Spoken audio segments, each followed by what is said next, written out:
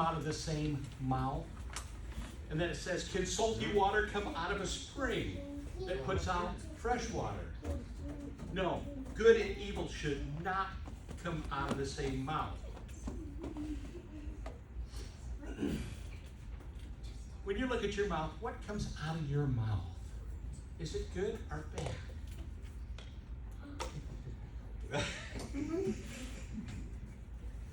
That's a tough one, isn't it? Well, I'm going to go with Moses. We're going to start with Moses here. I like him. He was a good guy. Remember Moses? Moses went up on the mountaintop. There an angel of the Lord appeared to him in the flames of fire from within a bush. So Moses saw the bush. It was on fire, but it did not burn up. It doesn't say how long he was there, but I imagine for quite a while. So Moses thought, you know what? I'm going to go over there and see what this thing is. Why in the world doesn't this bush burn up? When the Lord saw,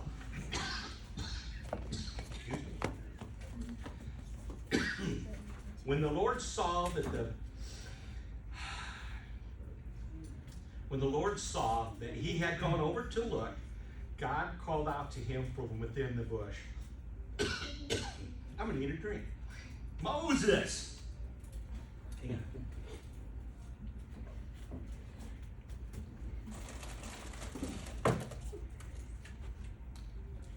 Sorry about that.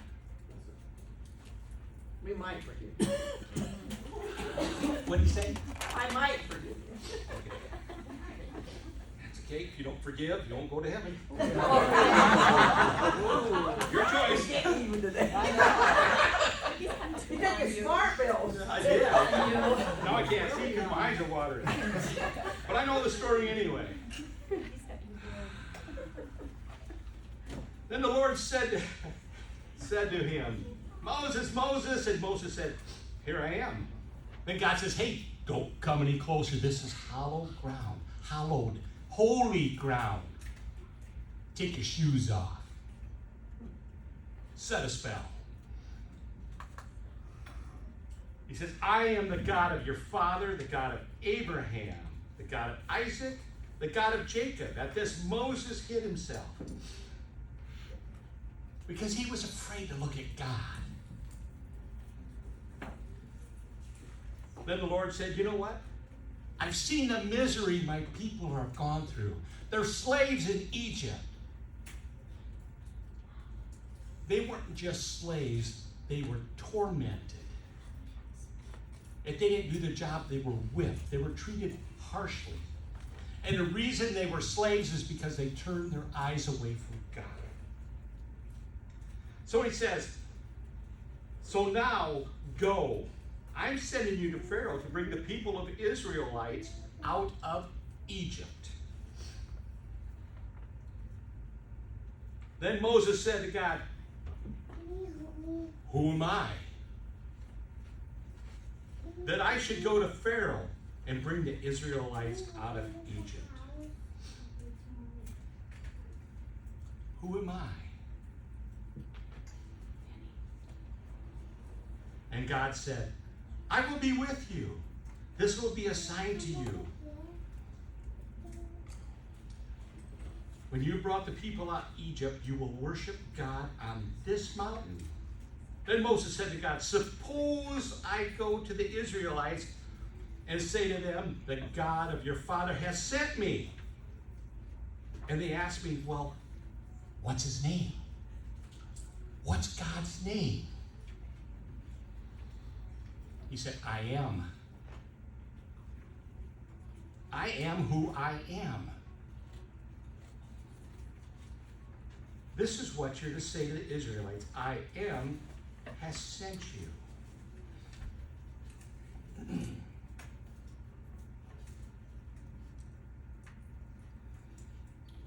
Moses. He didn't want to go. He made every excuse in the book Let's go to 10 to 14 here.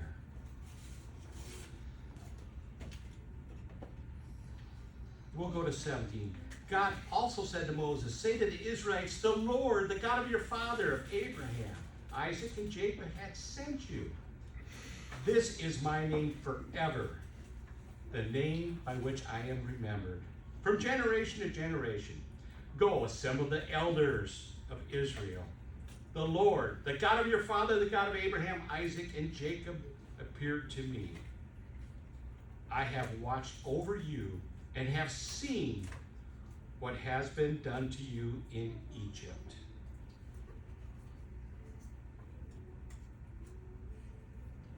Wow. Jump over to 4:10. Moses said to the Lord, O Lord, I have never been eloquent, neither in the past nor since you have spoken to your servant. I am slow to speech and slow of tongue. You get what's going on? Moses doesn't want to go.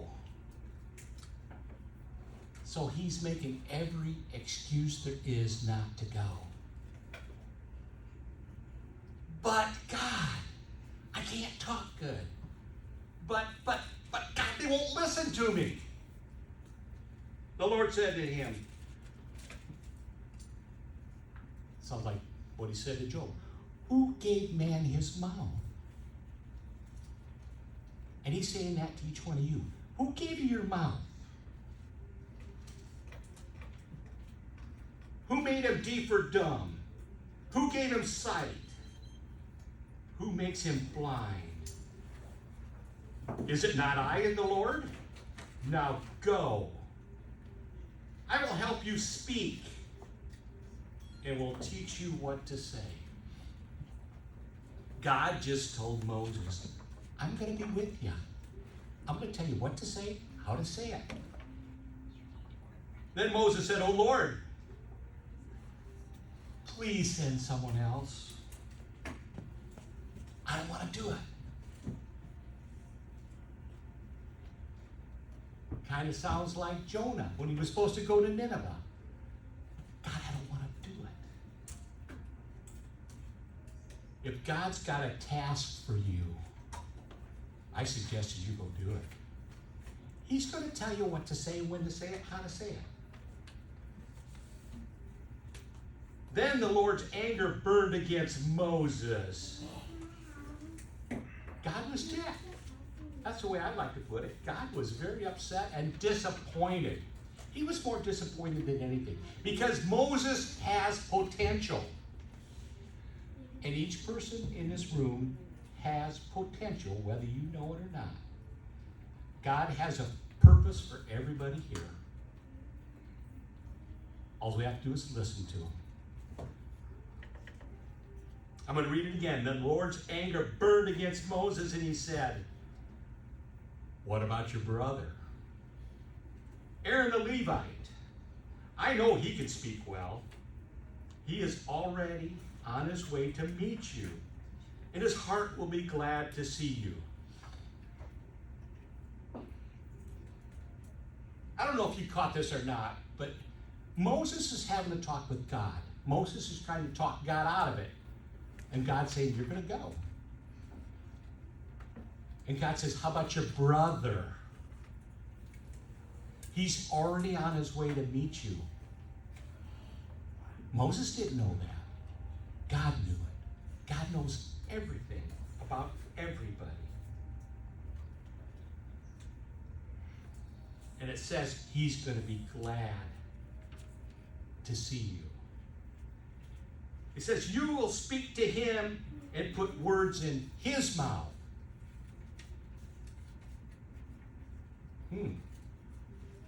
I will help both of you speak and will teach you what to do. God's going to talk to Moses, and Moses is going to talk to his brother, and now they're both going to be speaking. Do you know how much easier it is to witness if it's two of you going instead of one? Maybe that's the reason God let this happen. I don't know. He will speak to the people for you. And it will be as if your mouth, as if you're saying it through God. In other words, when you read the scripture that says Moses said to Pharaoh, it could have been his brother speaking for his brother. But take this staff in your hand, and you can perform miraculous things. How about you? Is it hard for you to walk up to somebody and talk about Jesus? Is it hard? It kind of is for me. But once you get somebody talking about Jesus that loves Jesus, wow. It's just like you light a fuse and away it goes. But somebody has to start the conversation.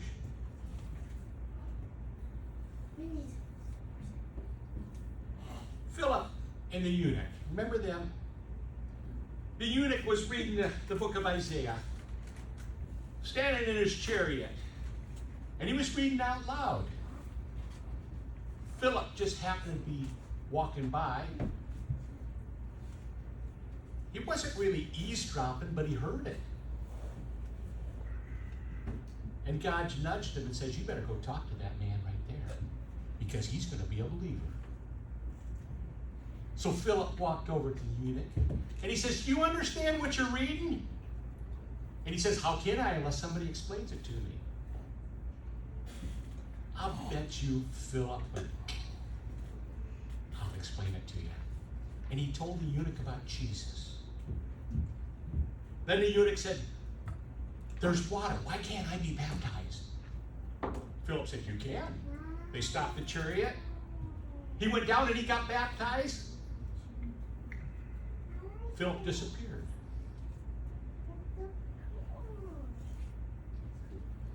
We were talking to a couple at the fair a couple weeks ago.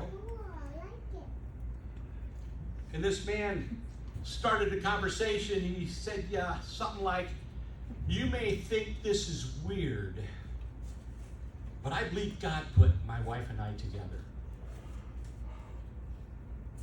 There it goes. It got started. And I don't remember exactly what went on, but it basically went on like, we don't think that's weird because we believe. And my wife said, and he's a minister. And we believe that God put us together too. It takes a spark to get a fire going.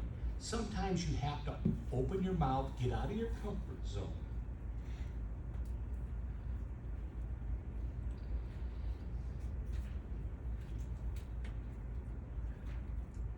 Has somebody ever asked you to go on a mission trip?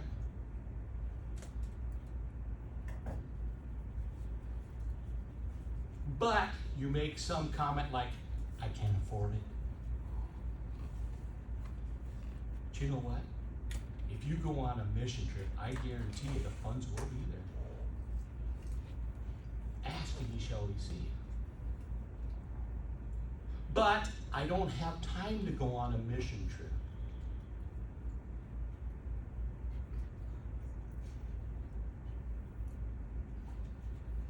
But I don't know what to say. We were on a mission trip.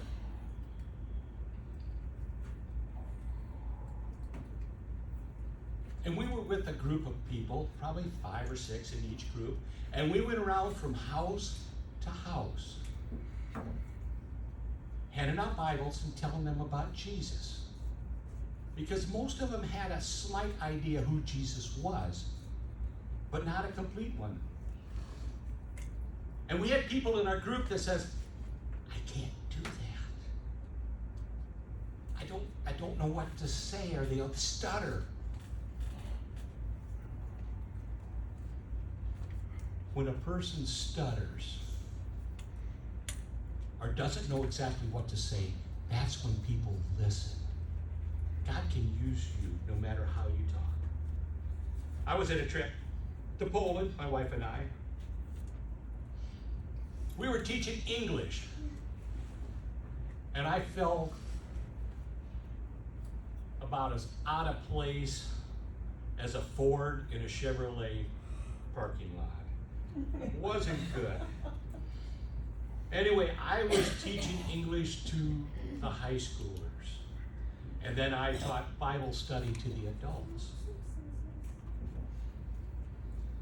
Before we had a meeting each day, a staff meeting, and they would come in and say, we got 2 kids that are troublemakers, and we're probably going to have to send them home because all they are is acting up, causing troubles. I didn't think nothing of it. So I went back and I taught Bible study and taught them English. I took them uptown, which was only a couple mile walk, and I taught them idioms. Idioms. They wanted to learn English idioms because they were Polish, so I was teaching them in idioms. And there was this cute girl in there, and the 2 guys were there. And I says, in the United States, she's a chick. Good looking chick. Man talking, okay? A chicken? She's a chicken? I said, oh no, a good looking chick. Or we might say she's a fox. She's good looking. And they finally caught on, but while we were there, the 2 guys snuck out, they went into a tavern and they bought beer. And they brought it back to the camp. Now we're staying in a conservation camp. No, it was where they kept the prisoners. Concentration camp. Concentration camp. Anyway, I found out about it, and I went up to the guy in charge. I says, 2 boys snuck out and they bought beer and they brought it back. What do you want me to do? He looked at me and he says, do what you want to do. I says, what do you mean? He says, you're in charge, they're your kids. So I went back and I had a talk with them 2 boys. And I says, they want to kick you out unless you pour that down the drain and promise not to do it anymore. Anyway, long story short, these 2 became believers. Instead of being the most troublesome people at the camp, they were the best. If there was an activity going on, they were there. I felt like God actually used me to reach somebody overseas. When we left, they cried their eyes out. God can use you. If he can use me, I guarantee you.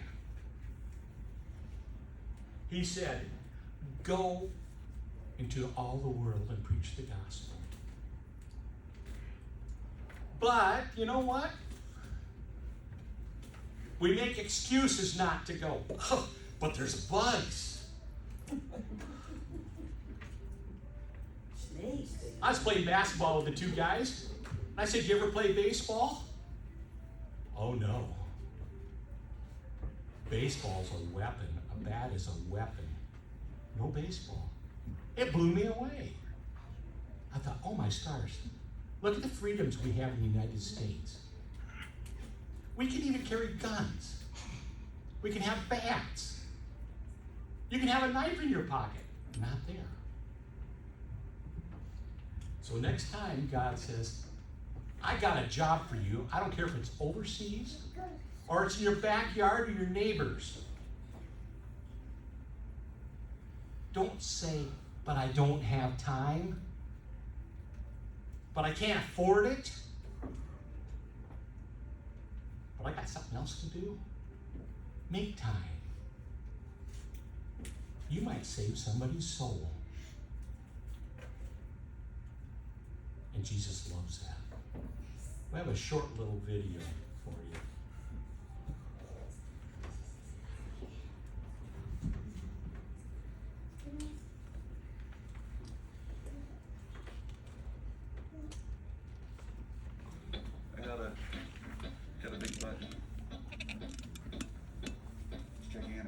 find out one about it. And you know what? The funny thing is, I got several big butts. It's not coming out. And before you discard me or listen to the disgusting You gotta news, start I'm over. gonna go out on a limb here and suggest that Apologies.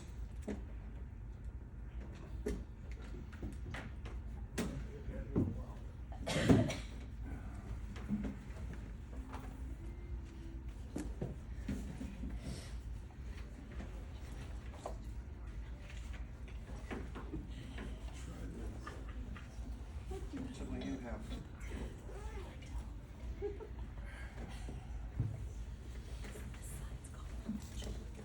Or you put a mic back? Yeah, I was just gonna. Then we're, start it over then. Yes, sir.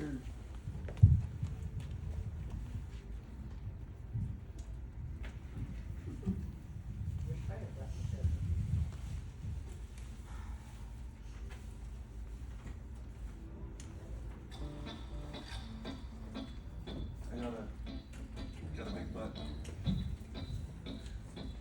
It's gigantic. I got to be blunt about it. And you know what? The funny thing is, I got several big butts.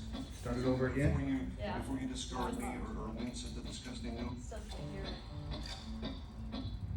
I got a big butt. It's gigantic. I got to be blunt about it. And you know what? The funny thing is, I got several big butts. And before you discard me or wince at the disgusting notion of that, I'm going to go out on a limb here and suggest that possibly you have at least one big butt as well. Yeah, you like that? Hurts a little, huh? Let me tell you something. Let me just tell you something, okay? Everybody we know has a big butt.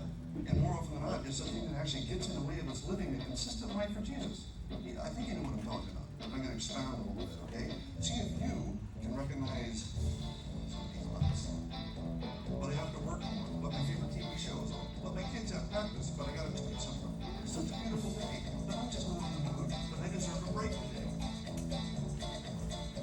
You see, everything kind of interferes with my life of just living an authentic life for God, okay? And more often than not, it always has something to do with some sort of butt, okay? Even the littlest butt can be distracting. It really can. The littlest butt can make me think, God, I'm not going to pray today. I'm not going to think about it today. I'm not going to deny myself. I'm not going to read the Bible, blah, blah, blah. Whatever God asks me to do, I seem to have a butt for it and get away. Okay, and the most horrendously big butt of all time is the butt that gets in the way of me just hanging out with God and reading His Word. It's true.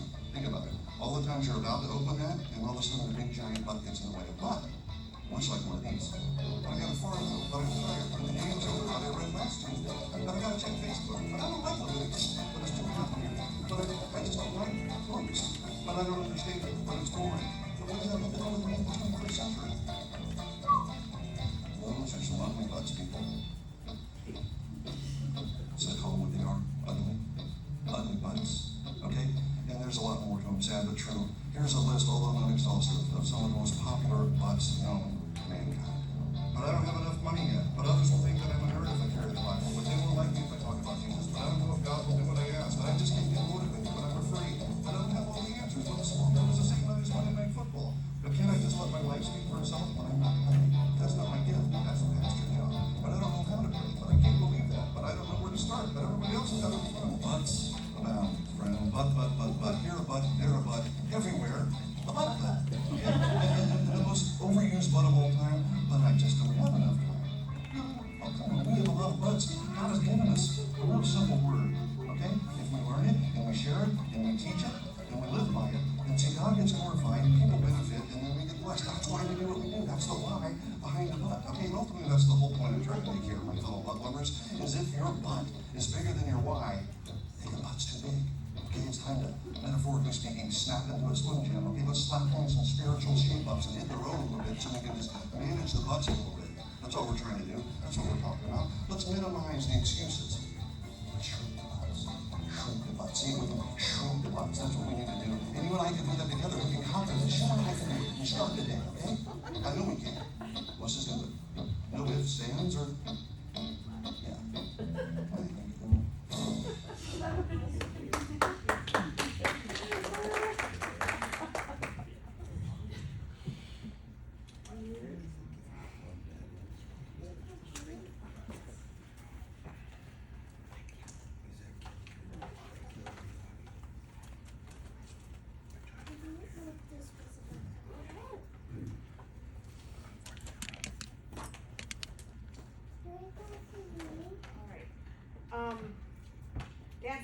here. We don't have any birthdays to sing to, but I do wanna point out that Dad's 80th birthday is Friday. We're doing a card shower if anybody needs an address and wants to send a card, let me know. It was also in the Clear Lake Reporter. Adam and Rose, happy anniversary. 10 years? You've really lasted. That's reassuring. Thanks, Penny. It took us forever to get her here. Maybe that's what it was. Okay. If you'll please stand and join us in the Lord's Prayer.